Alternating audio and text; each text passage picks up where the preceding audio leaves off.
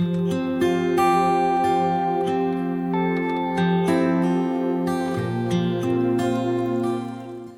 말씀 보시겠습니다. 오늘 은혜 받으실 기록된 하나님의 말씀은 창세기 45장 27절, 28절 두 절입니다. 창세기 45장 27절과 28절입니다. 구약성서 72페이지에 있습니다. 그들이 또 요셉이 자기들에게 부탁한 모든 말로 그에게 말하매 그들의 아버지 야곱은 요셉이 자기를 세우려고 보낸 수레를 보고서야 기온이 소생한지라.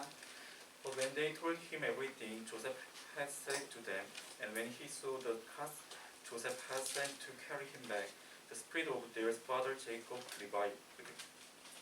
이스라엘이 이르되 조카도다 내 아들 요셉이 지금까지 살아 있으니 내가 죽기 전에 가서 그를 보리라 하니라. And Israel said, I am convinced my son Joseph is still alive. I will go and see him before I die. 하나님 말씀입니다. 아멘.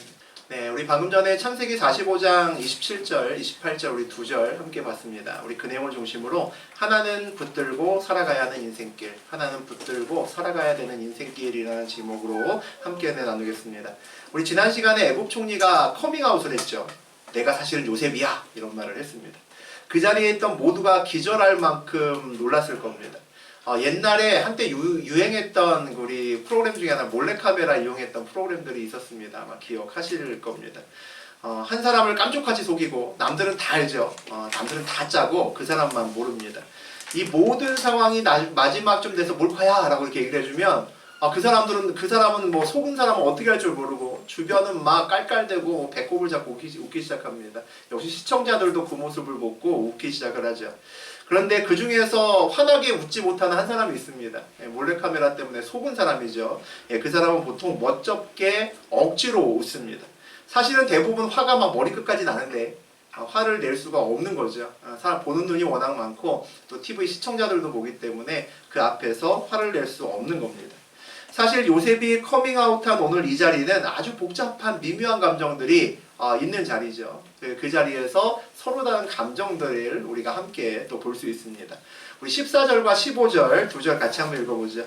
자기 아우 베냐민의 목을 안고 오니 베냐민도 요셉의 목을 안고 오니라. 요셉이 또 형들과 입맞추며 안고 오니 형들이 그제서야 요셉과 말하니라. 재미있는 장면이 묘사되어 있습니다. 자기가 요셉임을 밝힌 총리는 이제 마음에 그 복받친 그 감정을 추스리지 못하고 막 소리내어 엉엉 울기 시작하죠. 그러다가 사랑하는 동생 베냐민의 목을 안고 꺼이꺼이 울기 시작합니다. 야, 이제 드디어 이곳에 화해 모드가 본격적으로 이제 무르익는구나 라는 생각이 들 수 있죠. 그러다가 베냐민을 목을 껴안고 한참 울다가 이제 요셉이 형들을 끌어안고 이제 입 맞추면서 그렇게 사랑을 전하면서 울기 시작합니다. 그런데 재미있게도 15절에 형들이 같이 울었다는 기록은 없습니다. 베냐민은 같이 울었는데 형들은 같이 울지 않았다는 거죠.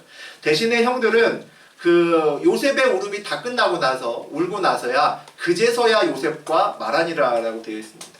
한참 동안 아무 말도 하지 못하고 그렇게 있었다는 겁니다. 요셉이 그렇게 커밍아웃 하기 전에 44장에 보면 유다가 영웅이었습니다. 총리가 요셉인 줄은 꿈도 몰랐을 때였죠. 꿈에도 모르면서 요셉의 형들 중에서 유다를 중심으로 그런 이야기들을 했습니다. 내가 책임지겠다. 내가 내 생명을 다해서 우리 베냐민을 살려보겠다라고 그렇게 외쳤던 그런 때가 있었습니다. 정말 힘든 자리에서도 생명을 걸고 애굽 총리 앞에서도 내가 생명 걸고 할 말을 하는 그런 모습들을 보여줬다는 거죠. 침묵하지 않았습니다. 그러던 형제들이 애굽의 총리가 내가 당신들이 애굽에 팔았던 그 요셉이요 라고 말한 이유로 완전히 꿀먹은 벙어리가 됐다는 거죠. 아무도 말을 할 수 없었습니다. 하긴 뭐 우리가 생각해도 입이 10개라도 말하기는 좀 어려웠을 것 같다라는 생각도 듭니다. 형들은 자기 자신의 죄를 하나님께서 찾아내셨다라고 이미 고백을 했습니다. 이 상황이 하나님께서 만드신 상황이야 라는 것을 안다는 얘기죠. 그래서 형제들도 정말 쉽지 않지만 자기들의 죄의 값을 스스로 지려고 했습니다. 그래서 스스로 위험도 감수하려고 했죠. 그런데 형제들이 하지 않은 것이 하나 있습니다. 그들의 죄를 어느 누구에게도 고백하진 않았습니다. 죄를 알고 있는 자기끼리만 나누었지 어느 다른 사람에게 그 죄를 발설하지 않았습니다. 형제들은 그들의 죄를 하나님만 알기를 원했다는 거죠. 그런데 이제 그들의 죄가 만천하에 그냥 드러나 버리고 말았습니다. 이제 다른 사람의 따가운 시선도 감수를 해야 된다는 거죠. 아마 이 얘기를 들은 막내 베냐민도 눈이 동그래졌을 겁니다. 20여 년 전에 잃어버린 그 형이, 죽은 줄 알았던 형이 와 애굽의 총리래 라는 것도 정말 놀라웠을 텐데, 사실 그보다 더 놀라운 일이 있었던 거죠. 세상에 그 요셉 형을 나머지 형들이 애굽으로 노예로 팔았다는 겁니다. 이게 더 충격적이죠. 와, 이거 어떻게 해석을 해야 될까? 정말 머리에 지진 날 그런 상황일 겁니다. 이제 베냐민은 자기를 위해 목숨을 던지겠다는 그 유다 형의 말이 얼마 전까지만 해도 너무 감사하고 막 감사하고 가슴이 떨렸을 텐데, 이제는 별로 감동스럽지 않을 수 있습니다. 아, 이유가 있어서 그랬구나라는 거죠. 아, 어떻게 요셉 형을 노예로 팔 수 있었을까라는 생각이 머리에서 떠나지 않았겠죠. 그런 짓을 하고도 야 수십 년 동안 와 우리 감쪽같이 속였네 라는 생각을 하지 않을 수가 없었을 겁니다. 이제 형들은 또 다른 시험대에 서지 않았나 싶습니다. 이제 죄를 책임지는 것도 쉽지 않은 상황에서도 이 길을 계속 가야 되나라는 숙제가 있는 거죠. 멈춰야 되나 더 가야 되나라는 숙제가 있습니다. 우리 16절 같이 읽어보겠습니다. 요셉의 형들이 왔다는 소문이 바로의 궁에 들림에 바로와 그의 신하들이 기뻐하고, 요셉이 히브리 사람이라는 것은 비밀이 아니겠죠. 모두 다 알고 있습니다. 외국인이기 때문이죠. 아마도 피부색도 또 생김새도 조금 달랐을 겁니다. 외국 사람들은 구별하지 못하지만 우리는 중국 사람과 일본 사람을 거의 구별해냅니다.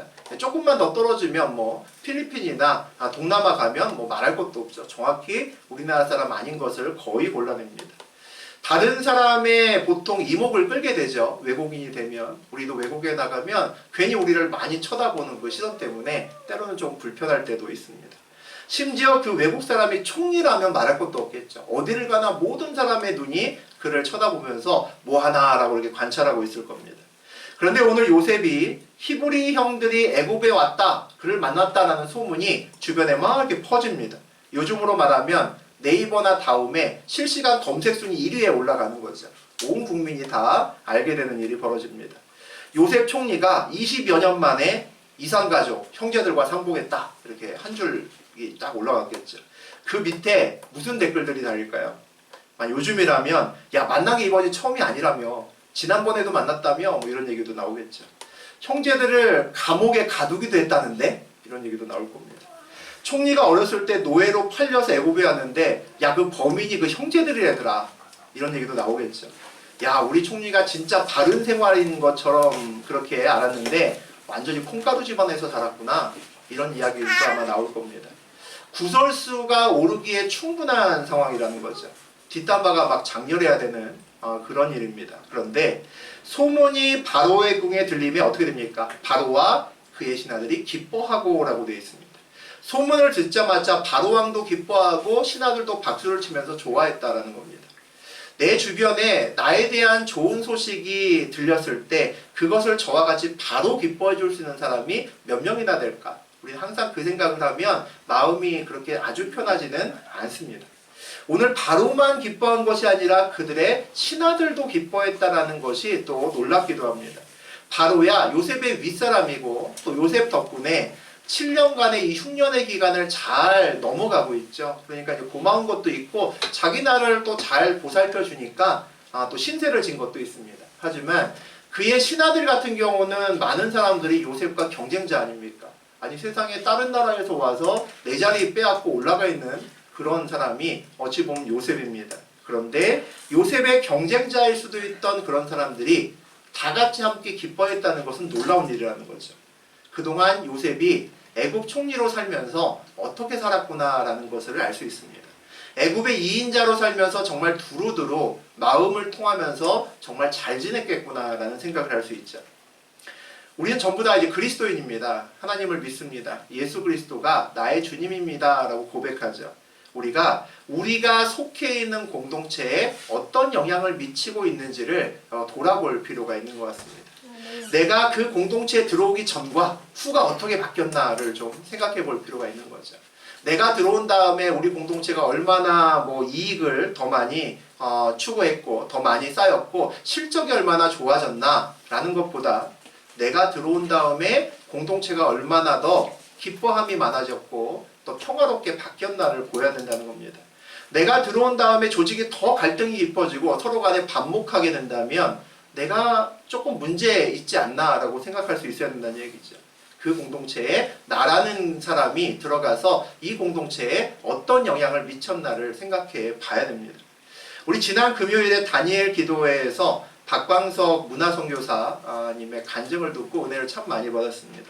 예, 그런 내용이 있었죠. 일본 사람 중에 한 사람이 그 선교사님한테 와서 우리 일본이 정말 몹쓸 짓을 했습니다. 당신 나라에게 정말 죄송합니다라고 인사를 했답니다. 뭐 일본 대표도 아니고 총리도 아니고 그냥 길거리 지나가는 아줌마인데 와서 한국인임을 알고 와서는 그렇게 마음을 담은 사과를 했답니다. 그 사과를 받고 나서 박광석 선교사님이 사실 일본 미워했는데 속이 갑자기 막 이렇게 녹으면서 괜찮다고 그리고 마음이 정말 편안해졌다는 거죠. 그래서 그것을 통해서 많은 걸 느껴서 그가 어디를 갔을 때 기독교인을 미워하거나 싫어하는 사람을 만나면 기독교인들이 잘못 살아서 정말 죄송합니다.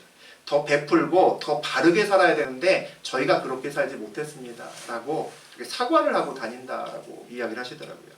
그 이야기 들으면서 참 많은 생각들을 하셨을 겁니다. 저뿐만 아니라 여러분들도 많은 생각들을 하셨을 겁니다. 우리는 코로나 때를 지나면서 왜 우리만 갖고 이러냐? 왜 교회만 갖고? 왜 기독교만 갖고? 왜 그래? 라고 생각을 대부분의 사람들이 합니다. 저도 그런 생각을 했습니다. 근데 사실 기독교는 우리 박광석 선교사님 말처럼 원래 그런 종교가 아닙니다. 억울해 하면서 내 권리를 찾아먹는 사실 그런 종교가 아니라는 거죠. 사실 손해봐도 억울해도 그냥 품어줄 수 있는 그 종교가 그런 넉넉한 사랑을 갖고 있는 종교가 기독교입니다. 그 박광석 선교사님의 그 간증을 듣는 시간 내내 그동안 우리가 너무 우리만 위해서 살았나 보다라는 생각이 머릿속에서 떠나지를 않았습니다. 우리는 그리스도의 사랑을 품고 세상 사람들과 더불어 사는 사람들입니다. 저하고 여러분 안에는 하나님을 만난 사람들은 예수의 생명이 제 가슴 속에도 그리고 여러분 가슴 속에도 분명히 있습니다. 우리는 그 생명으로 세상을 하나로 묶어야 되는 거죠. 그래서 함께 울고 함께 기뻐하는 그런 공동체를 여기저기서 교회 안에서뿐만 아니라 밖에서도 만들어야 되는 사람들입니다. 그러니까 우리가 어떤 공동체에 들어가면 그곳에 이전보다는 더 기쁨이 더 많아지고 이전보다는 더 화목해져야 정상이라는 거죠. 덜 싸우고 더 평안해져야 됩니다. 만약 그렇지 않다면 그 공동체에 그리스도인으로서 내가 들어갔는데 내가 그리스도인답게 살지 못하고 있다는 거죠. 우리 17절과 18절 같이 읽어보겠습니다. 바로는 요셉에게 이르되 내 형들에게 명령하기를 너희는 이렇게 하여 너희 양식을 싣고 가서 가나안 땅에 이르거든 너희 아버지와 너희 가족을 이끌고 내게로 오라. 내가 너희에게 애굽의 좋은 땅을 주리니 너희가 나라의 기름진 것을 먹이리라. 이 말을 한 것은 우리 요셉이 아니라 우리 바로 왕이었다라는 것에 다시 한번 우리가 눈길을 줄 필요가 있습니다. 양식을 가지고 고향으로 가서 온 가족을 이끌고 다시 애굽으로 나에게 오면 애굽에서 내가 가장 좋은 땅, 아주 기름진 땅을 주겠다라고 이야기를 합니다. 바로가 요셉을 진짜 이뻐했구나라는 걸 알 수 있죠. 이어서 얘기를 합니다. 우리 19절, 20절 읽습니다.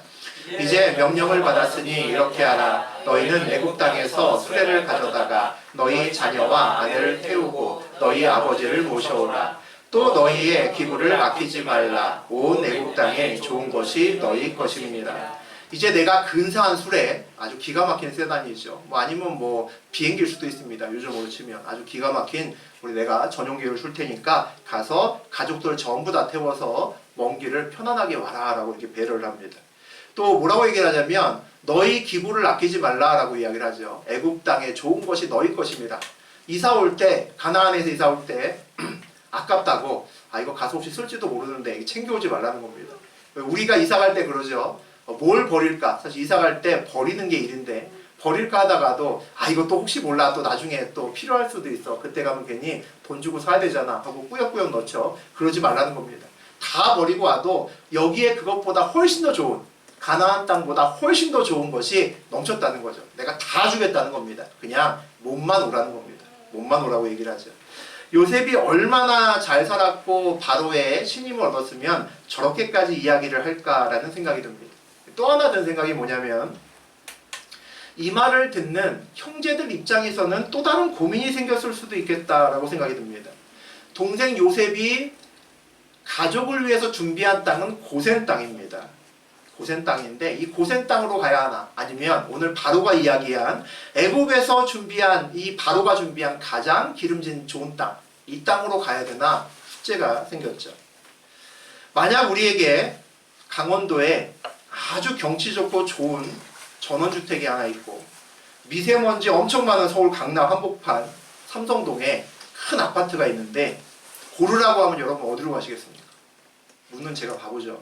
머릿속에 한 가지 답밖에 떠오르지 않을 겁니다. 하나님의 뜻대로 산다는 것이 참 쉽지 않을 때가 있습니다. 우리 눈앞에도 요셉이 준비한 길과 바로가 준비한 길이 있을 때가 있습니다. 우리 눈이 어디를 바라보느냐에 따라서 우리가 가야 될 길이 달라질 수 있습니다. 만약에 그 야곱의 가족들이 다시 약속의 땅으로 돌아가는 것이 목적이라면, 다시 가나안 땅으로 언젠가는 돌아갈 것이 목적이라면 요셉이 준비한 고센 땅으로 가야 됩니다. 그리고 돌아갈 가나안 땅에서의 생활을 위해서 그곳에는 목축업을 해야 되니까 이 땅에 와도, 목축업이 좀 불편한 땅에 와도 목축업을 계속 이어나가야 된다는 거죠.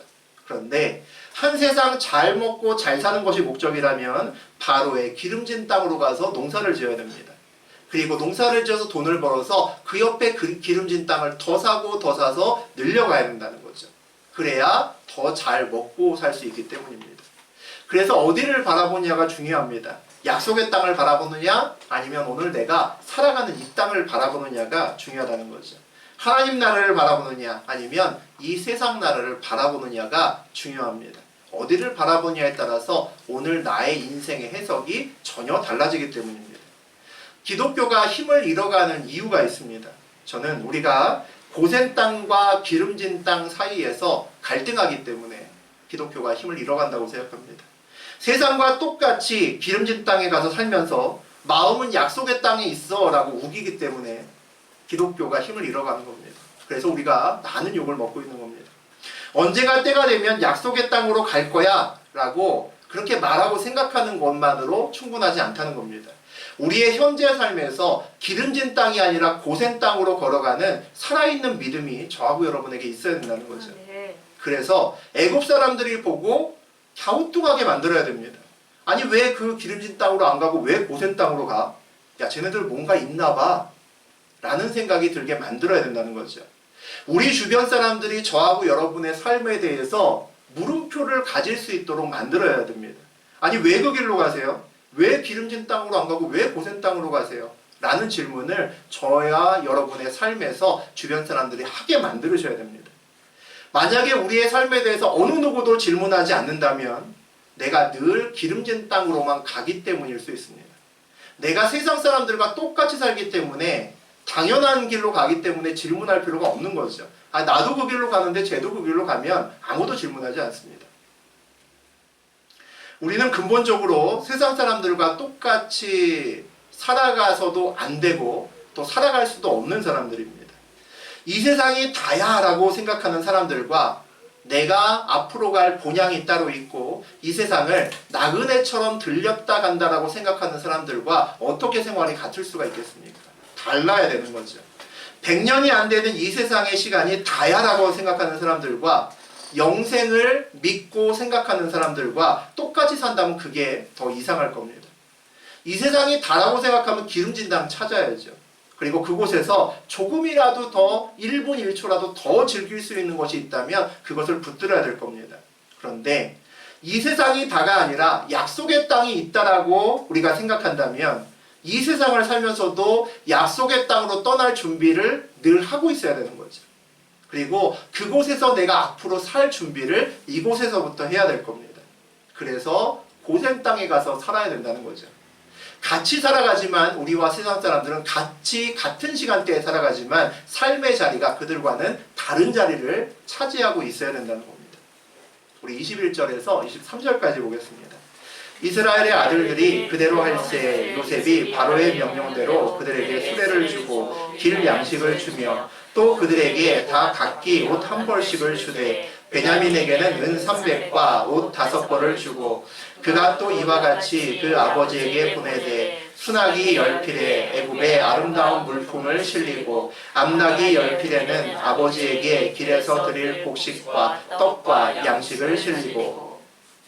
얼마 전에 애굽에서 잔치를 베풀 때도 다른 형제들보다 베냐민에게 5배나 많은 음식을 막 쌓아줬습니다.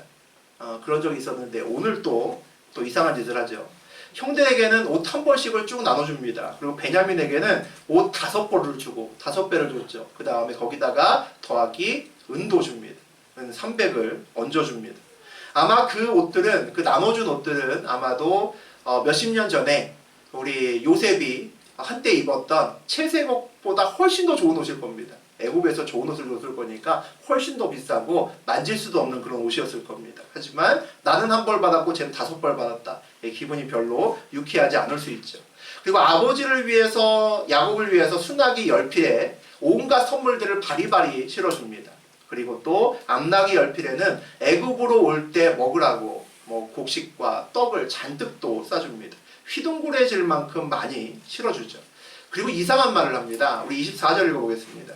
이에 형들을 돌려보내며 그들에게 이르되 당신들은 길에서 다투지 말라 하였더라. 표신하게 차별 대우했죠. 표신하게 차별 대우한 다음에 형제들에게 얘기합니다. 길을 오가면서 다투지 마십시오. 이렇게 얘기를 합니다. 이게 무슨 뜬금없는 소리일까요? 형들은 지금 20여 년 전에 했던 잘못이 이미 다 드러났죠. 이제 다 압니다. 자기네들이 요셉을 팔아먹었다라는 거 이제 다 알죠. 베냐민을 위해서 내가 목숨 걸겠습니다 라고 말했던 우리 유다의 말도 이제는 별로 힘을 잃은 말이 됐습니다. 그 잘못이 너무 크기 때문이죠. 동생 팔아먹었으니까 죗값을 이제 지려고 하나보다 이런 정도밖에는 인정받지 못할 겁니다. 다 냉랭해졌겠죠. 이들이 이 일을 겪은 다음에 어깨에 힘이 빠졌겠죠. 어깨에 힘이 쭉 쳐져서 형제들과 함께 돌아갈 때 길에서 무슨 말을 하면서 갈까요? 야, 내가 그때 요셉 팔지 말자고 했지. 분명히 누군가 얘기하겠죠. 내가 그냥 집에 돌려보내자고 했잖아. 누군가 분명히 이런 얘기 할 겁니다. 야, 아버지한테 속이지 말고 그냥 얘기하자 그랬잖아. 누군가 분명히 얘기하겠죠. 100% 서로 다툴 겁니다. 요셉의 형들도 하나님께서 이 모든 일을 인도하셨다는 것을 알죠. 그래서 그들도 이번에 책임지겠다라고 이렇게 발벗고 나선 겁니다. 그런데 인생길이 늘 그렇듯이 이번에도 형들의 예상대로 그렇게 계속 흘러가지 않는다는 거죠. 원하지 않는 그들의 죄가, 숨기고 싶었던 죄가 그냥 드러나 버렸습니다.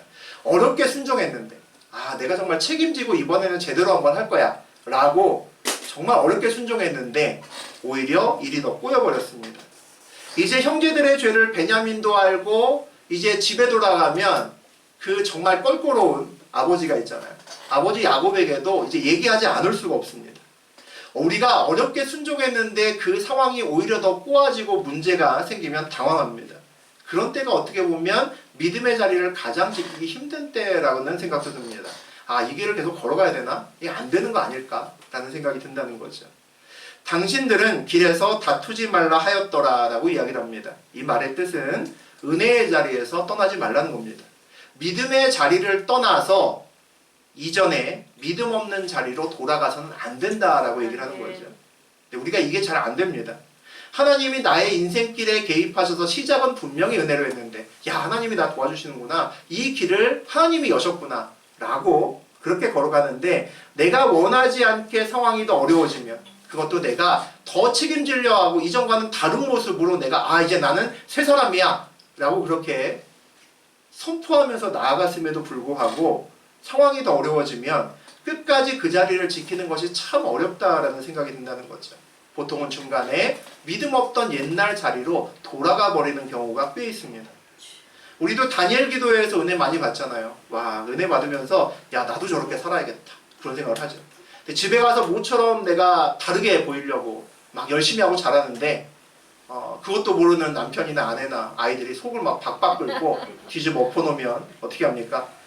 내가 괜히 되지도 않은 거 하겠다고 해서 욱하고 다 쏟아내죠. 하나님으로 시작되었다면 끝까지 하나님으로 가야 됩니다. 아멘. 하나님으로 끝나야 삶이 바뀌고 선한 열매를 맺을 수 있습니다. 우리의 삶이 조그마한 습관 하나 바뀌는 것도 어려운데 그렇게 쉽게 모든 것이 바뀔 리 없죠. 선한 열매도 마찬가지입니다. 열매 하나 맺기가 얼마나 오래 걸립니까? 하나님으로 시작하고 이 길을 인도하시는 것이 맞다면 끝까지 그 길을 신뢰함으로 걸어갈 수 있어야 되는 거죠. 이제 요셉의 형들은 이제 집에 가서 요셉을 팔았다는 이야기를 이제 아버지에게 해야 됩니다. 우리가 그 입장 돼도 이게 입이 참 떨어지지 않겠죠. 끔찍했을 겁니다. 아마 아버지한테 쫓겨날 수도 있겠다라는 생각을 하지 않을 수 없죠. 만약에 우리가 있을 때 누가 우리한테 와서 좋은 소식과 나쁜 소식이 있는데 뭐부터 들을래? 영화에서 꼭 나오죠. 여러분은 무슨 소식부터 듣고 싶은지 모르겠습니다. 그런데 반대로 우리가 좋은 소식과 나쁜 소식을 다른 사람에게 이야기해야 되는데 나쁜 소식에 나의 잘못과 나의 죄가 들어가 있다면 여러분은 나쁜 소식하고 좋은 소식 중에서 뭘 더 먼저 전하시겠습니까? 이 대답은 똑같을 겁니다. 전부 다 좋은 소식부터 전하겠죠. 좋은 소식부터 전해서 먼저 그 사람의 마음을 좀 이렇게 부드럽게 만들어준 다음에 근데 사실은 말이야 라고 얘기를 해야겠죠. 네, 오늘 요셉의 형들도 동일하게 이야기를 합니다. 우리 25절에서 27절까지 보겠습니다. 그들이 애굽에서 올라와 가나안 땅으로 들어가서 아버지 야곱에게 이르러 알리어 이르되 요셉이 지금까지 살아있어 애굽 땅 총리가 되었더이다. 야곱이 그들의 말을 믿지 못하여 어리둥절하더니 그들이 또 요셉이 자기들에게 부탁한 모든 말로 그에게 말하며 그에게 아버지 야곱은 요셉이 자기를 태우려고 보낸 수레를 보고서야 기운이 소생한지라. 애굽에 갔던 그 11명의 아들이 한 명도 빠짐없이 모두 다 건강한 모습으로 왔습니다. 그것도 즐거운데 더욱더 큰 기쁜 소식, 말도 안 되는 소식을 전하죠. 죽은 줄 알았던 요셉이 살아있고 더군다나 그 요셉이 애굽의 총리가 됐습니다. 이렇게 얘기를 합니다. 우리가 야곱이라도 믿지 못할 겁니다. 아이 무슨 소리 하는 거야? 걔 죽었는데 이런 지가 언젠데. 그것도 살아있다는 것도 신기한데 애굽의 총리라니 말도 안 되는 이야기죠. 우리 야곱은 원래 의심이 많은 사람이잖아요. 애지간하면 안 믿습니다. 눈으로 본 것만 믿죠. 그런데 그 눈에 뭐가 보입니까? 수레가 보입니다. 이 땅에서는 구할 수 없고 그냥 수레가 아닌 거죠. 전용기가 보이는 겁니다. 그 유명한 바로의 수레 2호가 눈앞에 있는 거죠. 그러니까 맞구나 라고 이제 믿어지기 시작합니다. 우리 28절 보겠습니다. 이스라엘이 이르되 조카도다 내 아들 요셉이 지금까지 살아있으니 내가 죽기 전에 가서 그를 보리라 하니라. 갑자기 야곱이 조카도다 라고 얘기를 합니다. 됐다 라고 얘기를 하죠. 아마도 27절과 28절 사이에는 한 몇 구절이 생략되어 있는 것이 있을 겁니다. 분명히 야곱의 아들들이 그들의 죄를 고백하는 장면이 분명히 있었을 겁니다.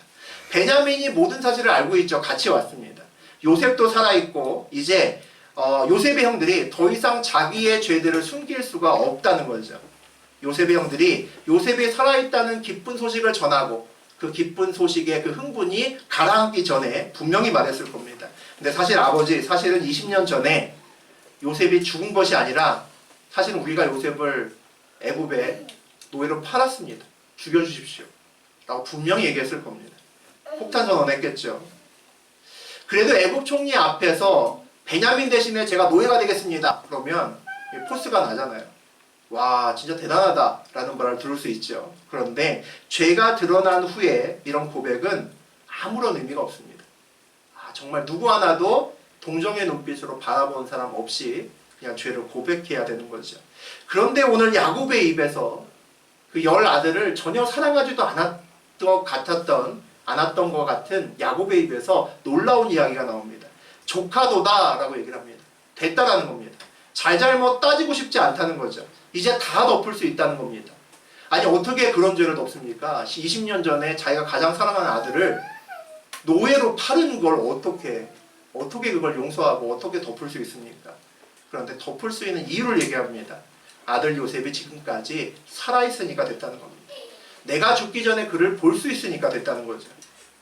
이 야곱의 고백을 보면서 덮을 수 없는 것을 덮는 이 고백을 보면서 우리 신앙을 한번 돌아봐야 된다는 생각이 들었습니다. 우리도 야곱처럼 모든 것을 덮을 수 있는 한 가지를 가지고 있는지 저하고 여러분에게 스스로 질문을 하셔야 될 것 같습니다. 내 앞에 말도 안 되는 힘든 상황이 있어도 괜찮아, 좋게 라고 말할 수 있을 만큼 기쁜 사실이 우리가 가지고 있는지를 보셔야 된다는 거죠. 하나님 한 분만으로 만족해야 된다라는 이야기를 자주 합니다. 이게 참 부담스러운 말이죠. 이 세상의 모든 것이 사라져도 내가 가진 돈이나 건강이나 명예나 권력이나 자식이나 가족이나 그 모든 것이 사라져도 내가 이제 숨이 꼴딱꼴딱 넘어가는 그 순간에도 하나님 한 분만 진짜로 내 옆에 있으면 괜찮나? 이게 참 숙제입니다. 쉽지 않은 물음이지만 우리는 그 질문에 누구나 반드시 대답을 하셔야 될 그런 때가 옵니다. 여기 있는 우리 한 사람도 빠지지 않고 누구에게 나오죠. 공평한 겁니다. 그 때와 시기는 물론 다르죠. 한참 기다려야 되는 사람이 있고 얼마 남지 않은 사람들도 있습니다. 하지만 모두에게 온다는 겁니다. 결국 우리는 이 질문에 답을 할 수 있어야 된다는 거죠. 하나님 한 분만으로 만족할 수 있는가에 대한 질문에 답을 하실 수 있어야 됩니다. 하나님 한 분으로 만족한다는 것을 다시 말하면 나에게 모든 것을 덮을 수 있는 한 가지가 있느냐라고 묻는 것도 됩니다. 한치 앞을 알 수 없는 세상에서 앞으로 내게 무슨 일이 일어날지 난 모르지만 그 모든 것을 덮을 수 있는 한 가지를 내가 지금 쥐고 있느냐입니다.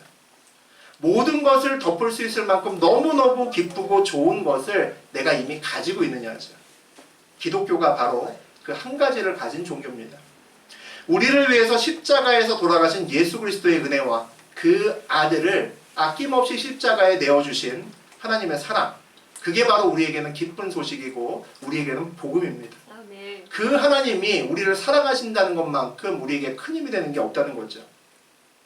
그 하나님이 저하고 여러분 앞에 있는 모든 것을 덮을 수 있을 만큼 크신 분입니다. 이게 우리가 이야기하는, 기독교에서 이야기하는 복음입니다. 기쁜 소식이죠. 우리 금요일 날에 우리 박광서 선교사님 간증에서 그런 얘기 했습니다. 100년도 못 사는 인생인데 돈과 권력과 명예 위에 살다가 가는 게 아깝지 않습니까? 이렇게 물었습니다. 근데 우리 입에서 그럼요, 그렇게 살면 아깝죠 라는 말이 선뜻 안 나오더라고요. 거기 앉아있는 분들도 그렇고 또 우리 예배당에서 함께 들었던 우리 입에서도 잘 나오지 않았습니다. 답은 아는데 입에서만 맴돌 뿐 그렇게 잘 나오지 않더라고요. 그 말이 쉽게 나오지 않는다면 그 질문에 대한 답 또한 우리에게는 숙제라는 겁니다. 저하고 여러분이 반드시 풀어야 된다는 거죠. 아멘. 한 번밖에 없는 인생길인데 돈과 권력, 명예를 쫓아 살다가 끝나면 안 되죠 라고 자신 있게 말할 수 있어야 된다는 겁니다. 아멘. 그래야 나중에 예수님 만나면, 주님 만나면, 하나님 만나면 야, 너 뭐 하다 왔냐? 라고 물을 때 우리가 대답할 수 있을 거 아닙니까? 이 숙제를 반드시 풀고 주님께 가야 된다는 거죠. 그렇게 될 수 있도록 제가 여러분을 아주 들들들 볶을 겁니다. 임마누엘 교회를 그런 교회가 될 수 있도록 만들어낼 겁니다. 지역사회의 어두운 곳을 비추고 우리도 아프리카에 우물도 좀 파주고 그리고 병원도 세워주고 선교사도 파송하고 교회도 지어주는 건강하고 밝은 교회가 반드시 돼야 될 겁니다. 생명을 살리는 일이 얼마나 기쁜 일인지 모든 것을 감수하고라도 그것을 할 수 있는 일인지를 깨닫고 또 알고 우리 모두가 동참하는 그런 교회가 되어야 될 겁니다. 아멘. 이 모든 것을 하기 위한 조건이 한 가지 있는 것 같습니다. 십자가에 담긴 하나님의 사랑과 은혜를 우리가 경험하고 알아야 된다는 거죠. 우리가 정말 그리스도인이라면 그리고 하나님을 인격적으로 정말 만난 적이 있다면 적어도 이것 하나는 붙들고 살아가는 그런 인생길이어야 되겠습니다. 십자가에 담겨져 있는 하나님의 사랑과 은혜, 그거는 붙들고 가야 된다는 거죠. 그것만 붙들면 이 세상의 어떤 것도 그걸로 덮지 못할 것이 없습니다. 한치 앞을 알 수 없는 세상을 살아가면서 어떤 상황에서도 조카도다 라고 외칠 수 있는 이유를 적어도 하나는 들고 가야 된다라고 생각합니다. 그리스도인이라면 붙들어야 되는 것이 있다는 거죠. 십자가에 담긴 하나님의 은혜와 사랑을 깊이 붙들고 체험하셔야 됩니다. 그래야 기름진 땅이 아니라 고센 땅을 선택할 수 있습니다. 그래야 약속의 땅을 준비할 수 있습니다. 이 땅에는 있지만 우리의 눈은 약속의 땅을 바라보면서 걸어갈 수 있습니다.